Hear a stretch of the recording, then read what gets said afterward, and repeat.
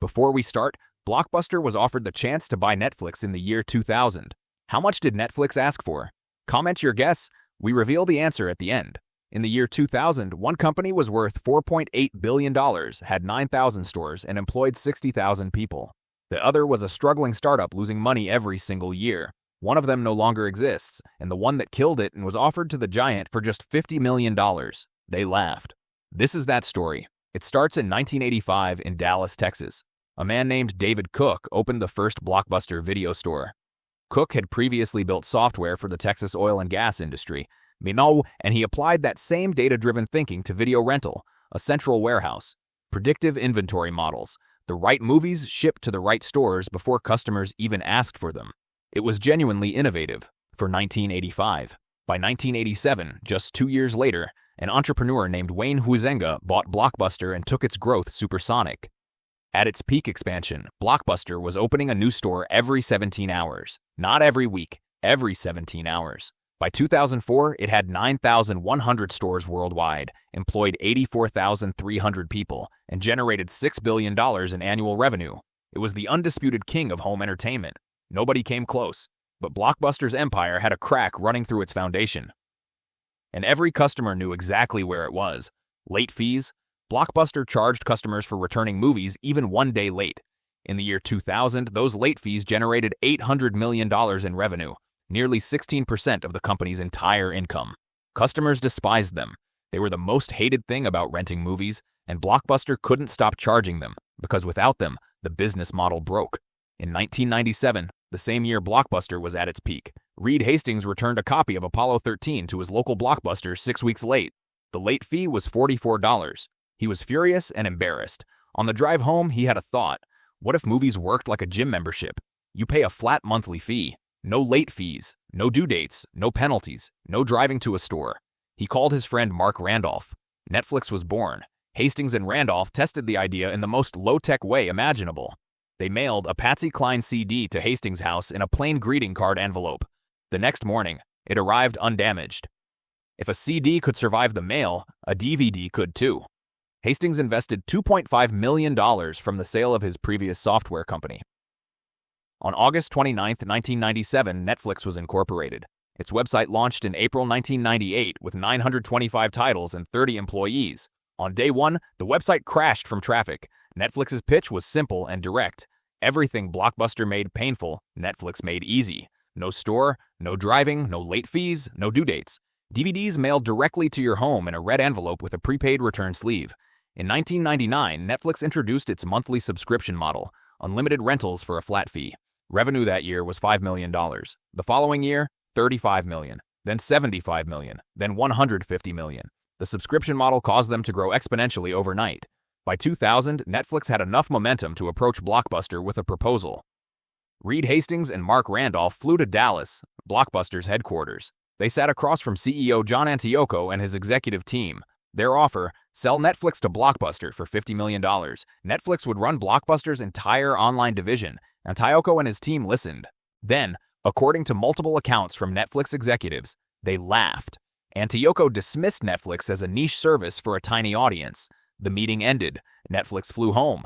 That $50 million that Blockbuster laughed at in 2000, Netflix's market cap today is over $400 billion. But the laugh in that Dallas conference room wasn't just arrogance. It was the product of a structural trap Blockbuster could not escape. 1,600 of its stores were operated by franchisees, independent owners who did not want Blockbuster investing in online services that would make their physical stores irrelevant. The company's own franchise network was voting against its survival. Meanwhile, the cracks kept widening. In 2000, Blockbuster struck a deal with Enron Broadband Services to deliver movies on demand over the internet. A 20-year streaming deal signed with enormous fanfare. 14 months later, Enron collapsed in the largest accounting fraud in American history. Blockbuster's entire streaming strategy dissolved overnight. While Netflix was quietly building its technology infrastructure, Blockbuster's first attempt at the future had just gone to prison. In 2002, Netflix went public. Its IPO valued the company at $309 million. Still tiny compared to Blockbuster's billions. But something was shifting. Netflix had developed a recommendation algorithm, analyzing what subscribers watched, predicting what they'd want next. While Blockbuster was thinking about store locations, Netflix was building the engine that would eventually power one of the most sophisticated media companies on Earth. 2002 was also the year Blockbuster posted a $1.6 billion loss. Not from Netflix, not yet, from debt. When Viacom had acquired Blockbuster in 1994 for $8.4 billion, it loaded the company with obligations it spent years trying to service. In 2004, Viacom spun Blockbuster off, leaving it carrying over $1 billion in debt, trying to compete in a changing market with one hand tied behind its back. The company was fighting Netflix, Redbox, and Gravity simultaneously. In 2004, Blockbuster finally woke up. CEO John Antioco invested $200 million to launch Blockbuster Online, a direct competitor to Netflix. He eliminated late fees company-wide, costing the business $400 million in lost revenue in a single year. The strategy was working. Netflix's Reed Hastings told analysts that Blockbuster had thrown everything but the kitchen sink at them. The next day, a package arrived at Netflix headquarters from Blockbuster. Inside, an actual kitchen sink. It was the most Blockbuster had ever scared Netflix, but just as Blockbuster's strategy was working, its own shareholders destroyed it.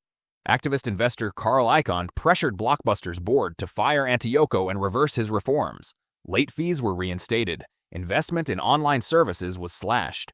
The one CEO who had actually understood the threat was pushed out. His replacement brought back the exact policies that were killing the company.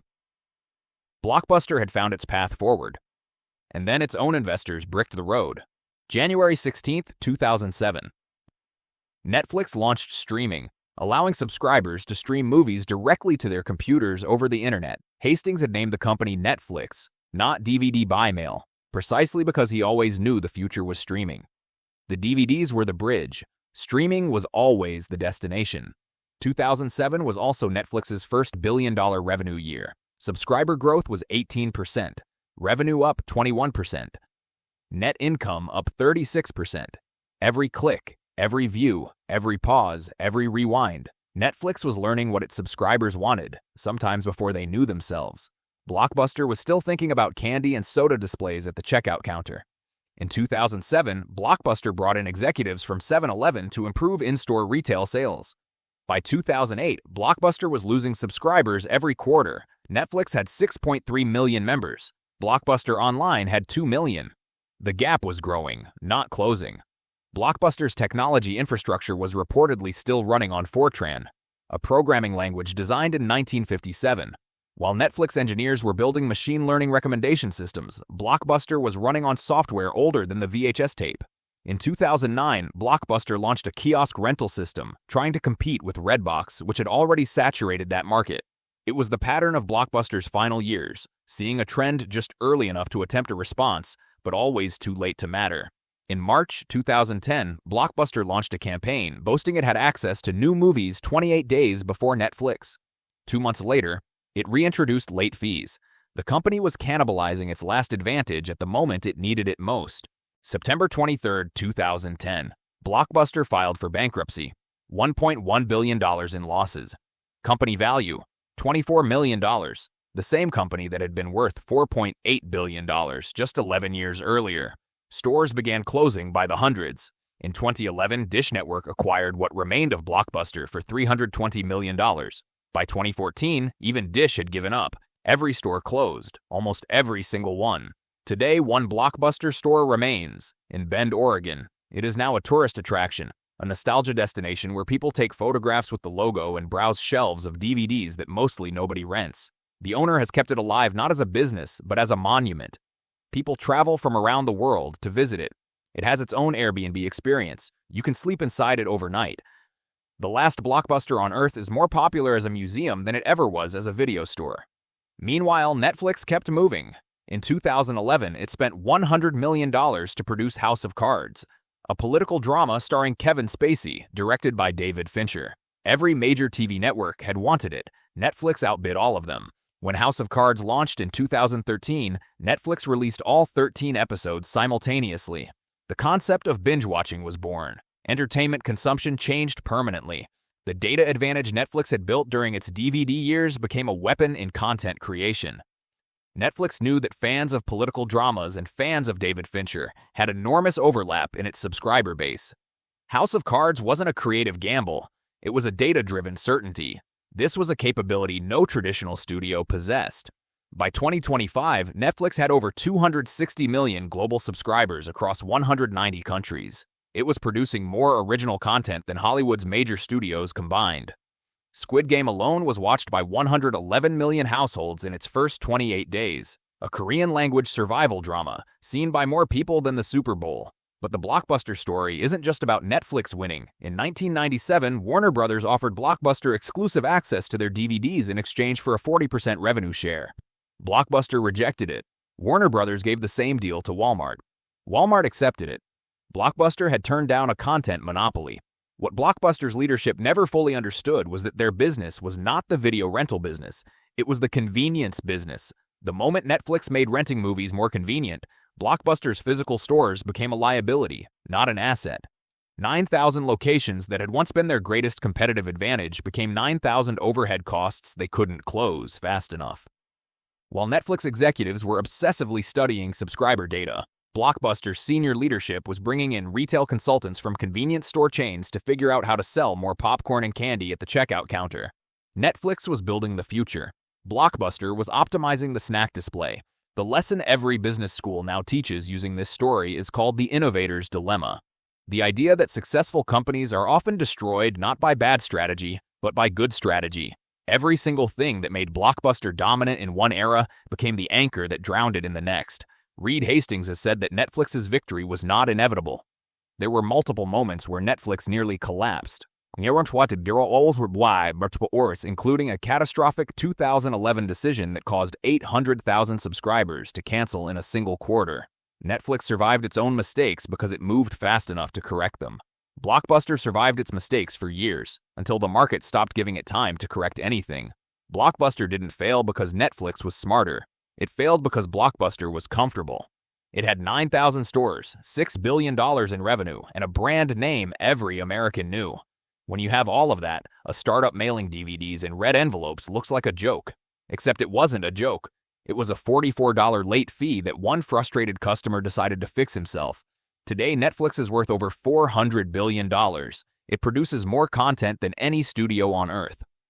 And somewhere in Bend, Oregon, the last Blockbuster on Earth is open for business, renting DVDs and offering overnight stays, a relic of an empire that forgot the oldest rule in business. The customer's inconvenience is always somebody else's opportunity. Blockbuster didn't lose to Netflix. It lost to a $44 late fee it never bothered to fix. And the answer to our opening question, Netflix offered to sell for just $50 million. Blockbuster's CEO laughed and walked away. Today, Netflix is worth over $400 billion. That laugh cost Blockbuster everything.